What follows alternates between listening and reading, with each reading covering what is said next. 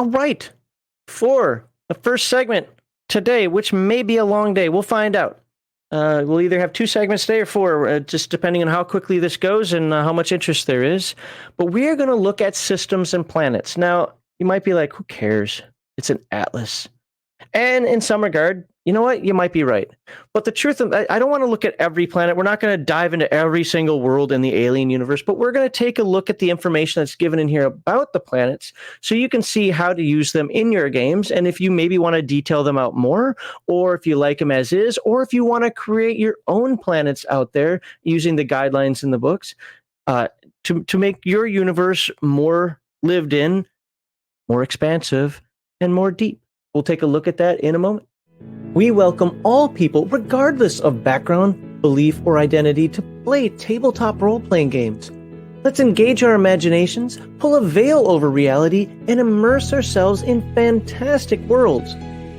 Don't be a disruption at the table, and always remember, it's just a game. The charity we support is the Wounded Warrior Project, a national, nonpartisan organization whose mission is to honor and empower wounded warriors. Please refer to the description below for the link to where you can make your hopefully tax-deductible donation. Join us Thursday and Saturday evenings on twitch.tv/legionofmyth to watch Heathen Dog and his team of dirty casuals play multiplayer games for your mockery and enjoyment. Here on our YouTube channel, you can watch these game-related segments live every Sunday at 1 p.m. Central Time, or check out the Friday night stream where our panel of guests opine, comment, and editorialize on the TTRPG hobby as a whole. Please leave us a comment with your thoughts and experiences. If you enjoy our gaming content, please be sure to subscribe to Legion of Myth.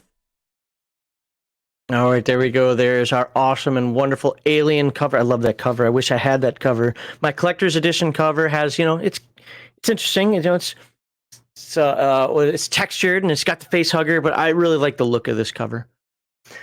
And we need to go to planets. So I'm going to zoom in on this, and there's a reason for that.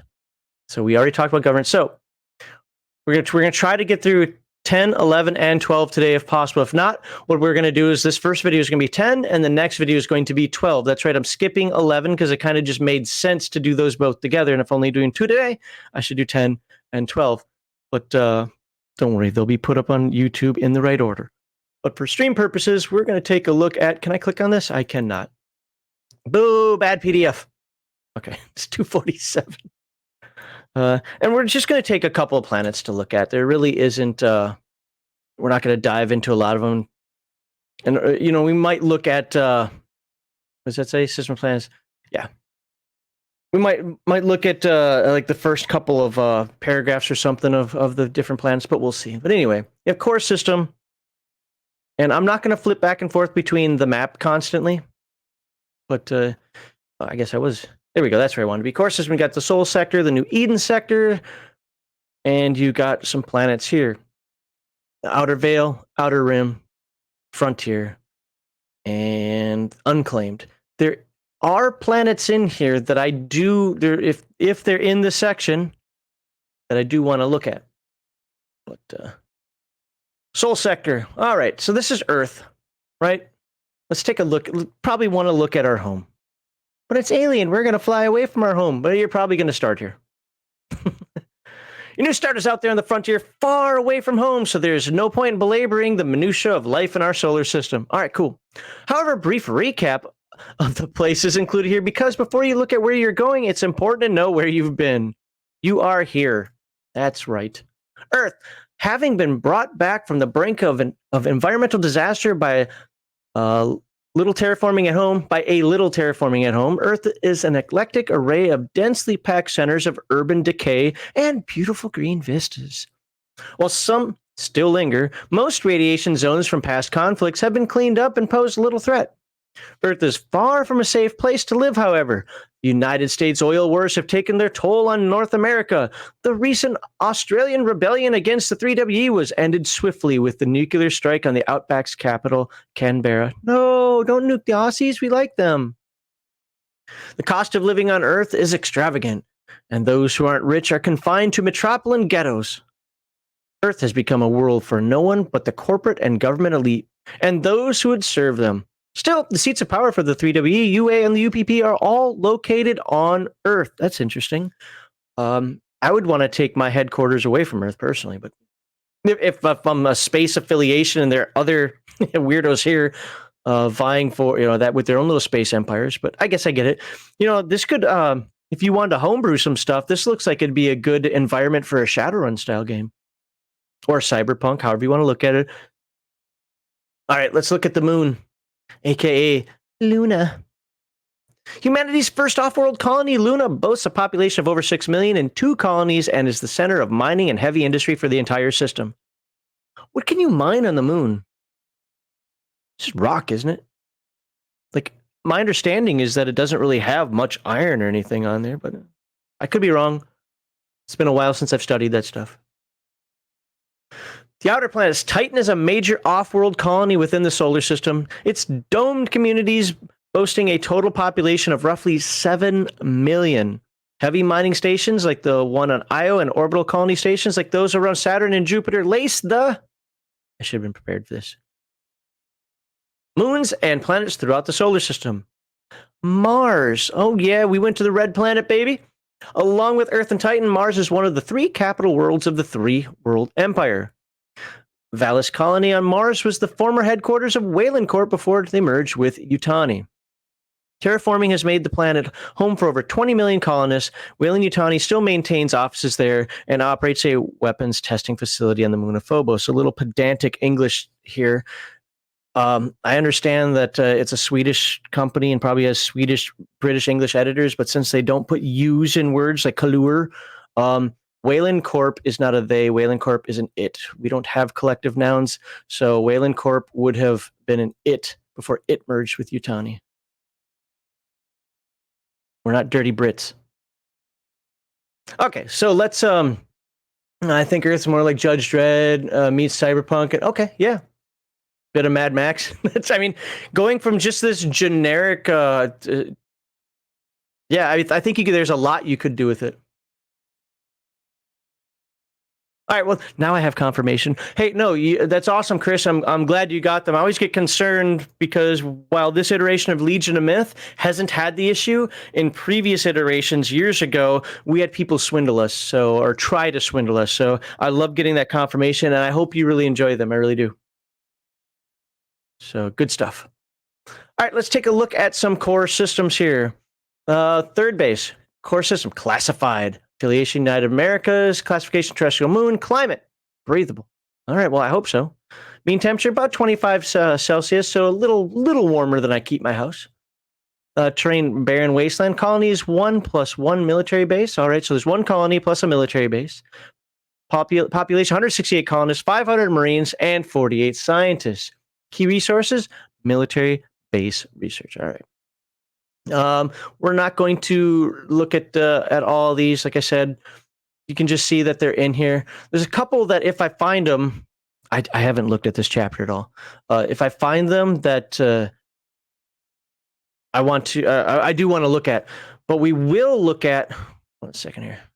I probably should have read this. Yeah, we're gonna move on. Core systems. Let's read the outer veil, though. What does that mean? A relatively resource-rich region of space that separates the core systems from the outer rim. So it's like, it's like the mid zone, the mid rim. The outer veil is mostly a fertile area of colonization, mining, and terraforming. While there are densely populated sectors within the outer veil, there are also out-of-the-way areas of no real value. The United Americas only has a strip of colonies here, dubbed the American Corridor by space truckers. This roughly parsec-wide area leads out to their UA sectors on the outer rim, collectively called the American Arm. However, the 3-World Empire and the Union of Progressive Peoples both have major stakes in the outer veil. UPP strip mine the planets they discovered here, leaving behind a stretch of barren worlds that is among the poorest in their nation. Oh, so the already poor UPP strip their... they're like insects, like locusts, man. Just come in, eat everything, and leave. All right. And then we've got a sector JPG 770. Gorham's Folly. All right. And some of the worlds that are in here. Oh, what sector is this? The Neroid sector. The Weyland-Yutani controlled area of the three-world empire close to UPP space. The remote Neroid sector is devoid of most anything of value. Here the company maintains scattering of research stations left over from the Weyland era, and also uses abandoned strip-mined worlds to store toxic waste and chemical weapons surplus. Hey, you know what? At least they're putting it on abandoned worlds. They're not just leaving it out for the people to breathe in. That's cool. And then I know we have talked about Furiona 161. We are not going to do that. You can go watch the movie. I was hoping to find, now, I don't know how many planets are here. Oh, negative 20 Celsius to a balmy 40 C. That's kind of warm. 40 C is, I think, pushing like 85-ish degrees Fahrenheit, if I remember correctly. Maybe 90? No, it's got to be higher. No, yeah, it's got to be higher than that. Because 40 C, when I lived in Kuwait, was I'm hot.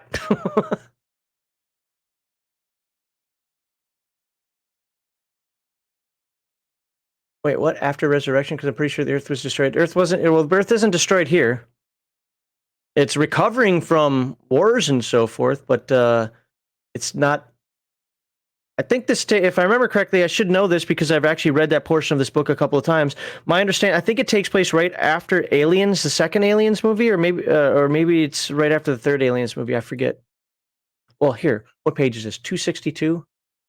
Let's go to page like 5. Okay. It does kind of say at the beginning. Oh my God, 5 was wrong. Where's the timeline? Where's the timeline? Where's my timeline? Where's my timeline? Where's my time? There's my timeline. Okay. So the timeline here is Hadley's Hope Terraform. So Hadley's Hope Terraform. So that's the second movie, right? Aliens. And 2162. So we're in.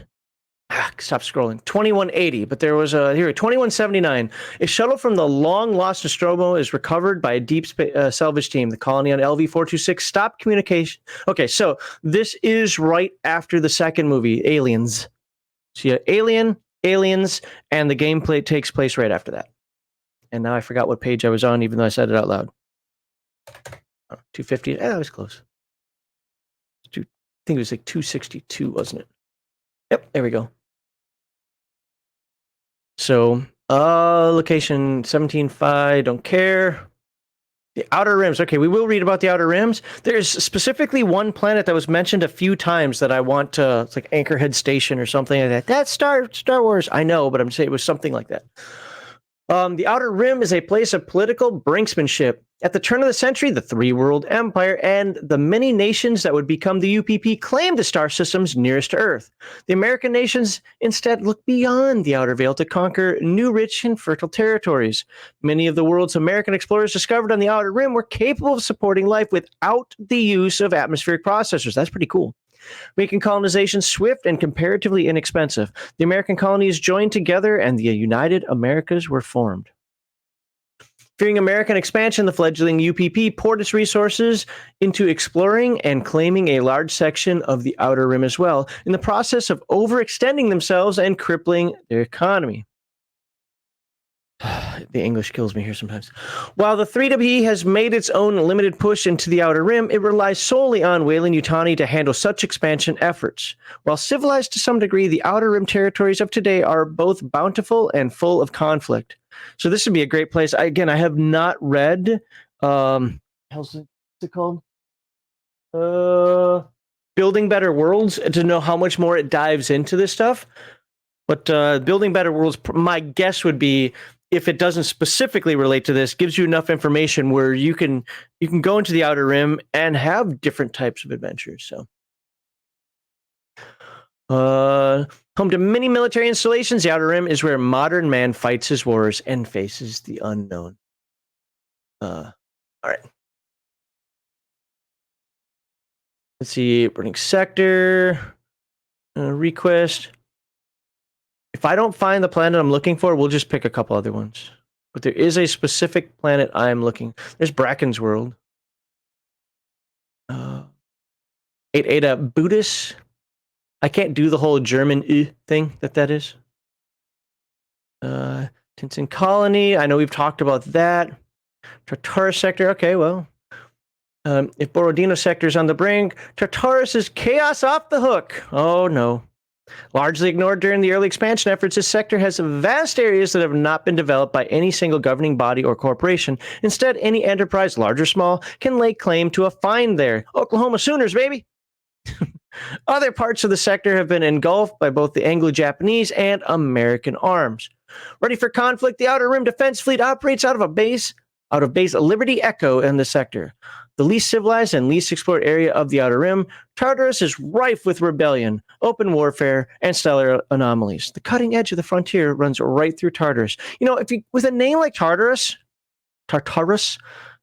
you have to expect that. This is why Earth Dawn naming is so important. Torn Prime, Lena 349. Is this dang world I want to find? The frontier. Maybe it's in the frontier. Well, we'll find out. Now we're into the frontier.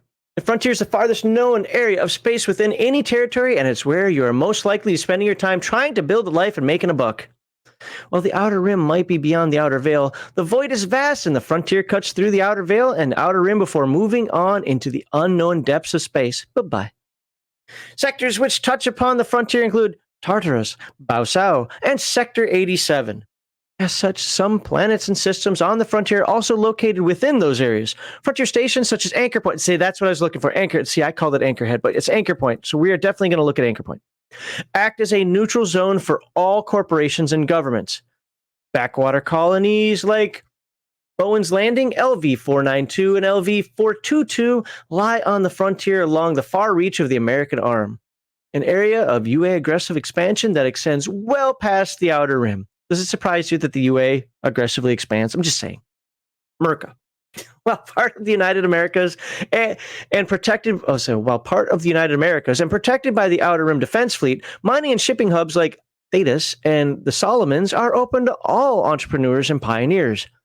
There are well-established star lanes to and from these distant worlds, but the space those routes cross through is in between frontier zones and therefore uncharted, unexplored, and dangerous. I think I missed the word "is" in there somewhere. It's always recommended that ships stay at FDL speeds in these sectors. Don't slow down or things is going to get you. All right. Let's see if we can find Anchor Point. Got Alpha Kaylee. The Solomons. Sounds like a good vacation home. I do like the art. Gamma Leporis. Come on, Anchorhead or Anchor Point. Oh my, I gotta stop doing that. Anchor Point.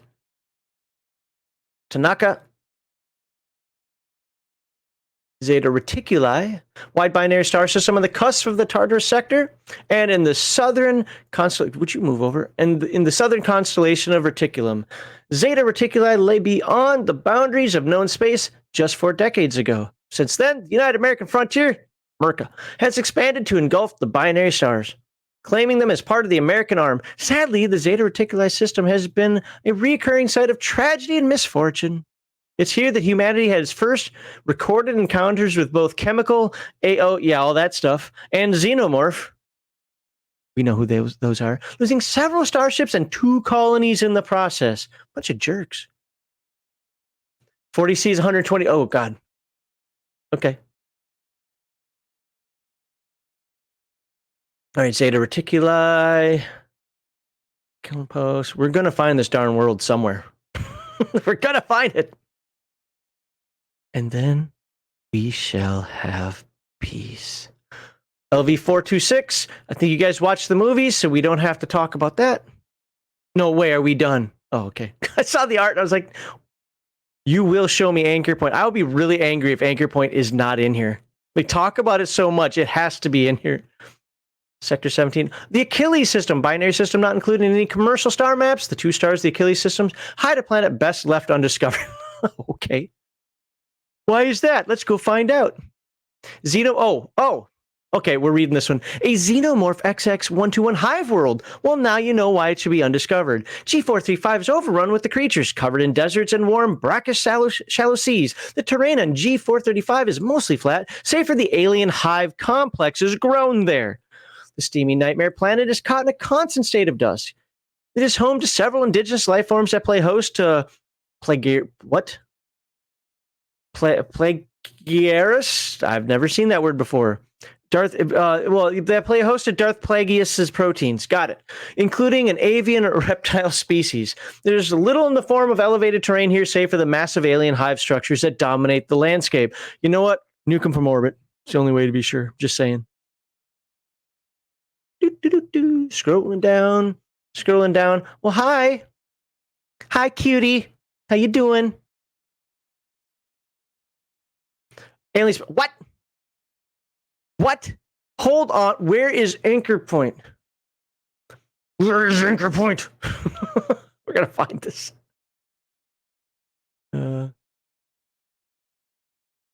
Okay. I'm going to scroll through one more time. Sorry for folks that watch this on video later, but I'm scrolling through one more. We're going to find Anchor Point. Hell, you know what? I bet you there's an index. Because unlike some other game systems. Oh, wait, maybe not. Character sheet. I have to wait for my computer to catch up for some. There we go. I want Anchor Point. I want Anchor Point. And if that doesn't work, then I will listen to Ron Niabati because he knows what he's talking about. But I'm stubborn. I'm going to do my own thing first. Anchor Point Station 156. All right, we'll check that out. But he said 160 because he's probably thinking PDF. So I'm going to listen to Ron right now. Hey, look at that. Anchor Point. Oh, it was one of those little blurb thingies. All right. Well, it's a blurb that we skipped over, in a different. I was hoping for an actual. Whatever. All right, let's read this. Anchor Point seems important. Anchor Point Station, the second space station to bear the name. The massive Anchor Point Station is your crossroads to the frontier. Man, I should be reading this like it's a commercial. Is your crossroads to the frontier, located in unclaimed space a few scant parsecs from the UAAC-based Liberty Echo. Anchor Point is a convenient place to pick up supplies, get some grub, refuel, make repairs and dry dock, and pick up migrant crew and workers for your next job. Location is everything. Location, and Anchor Point is positioned perfectly to service the southern outer rim and the far reach, providing an alternate route from the Solomons to civilized space. That's right, Anchor Point is considered neutral territory. It is governed by the ICSC. Vessels from any and all governments and corporations are welcome here. The ICC and colonial administration often send representatives to negotiate intercolonial disputes at Anchor Point. The UA operates a small colonial marshal bureau aboard, and a small contingent of colonial marines is stationed in the garrison office in Tower 4. The station has a very small permanent population, but can easily house over 3,000 transient workers and colonists. Yes, there is room for you. Anchor Point is comprised of 4 refinery modules situated around a central core hub. 3 of the modules have been converted to habitable space similar to Segan's company's former Sevastopol station, while the 4th is a functioning refinery for processing ores and gases bound for the frontier colonies, with concourses laid out in similar to a terrestrial spaceport. I really feel like there should be something over my shoulder like, right here. The station is known for its dive bars, open mall areas, service androids, and inexpensive entertainment. Call 1-800-555-1234 now to book your reservation to Anchor Point Station. All right, what's the story, Mother? While only 3 years old, the newest incarnation of Anchor Point is the most successful space station project outside of the Solar System. The original Anchor Point was a colonial refueling hub science station situated in the Neroid sector, close to UPP space. In 2179, she suffered a catastrophic reactor failure. Whoops. Sorry. For reasons unknown. Yeah, okay. The colonial administrators and the ICC commissioned the independent core system colonies to build a new one, because why not? When the Titanic sinks, let's just build another Titanic, right? Placing it further out in the frontier to facilitate the colonization. Boom. All right. Well, there's Anchor Point.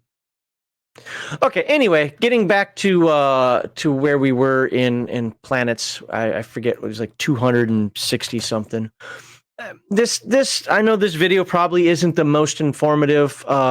we'll take a look. I just wanted to scroll through what was in the book. We can take a look. I'll just stop here at Zenoya Outpost, also known as 17 Feifei Echo. If that's not how you pronounce it, that's how I'm going to pronounce it. And it gives you an area. You can kind of look on the star map where it's located, get an idea of where it is. You can compare this to the full star map, and it gives you just enough information so that you can do things there. And then, honestly, just run it how you want. So,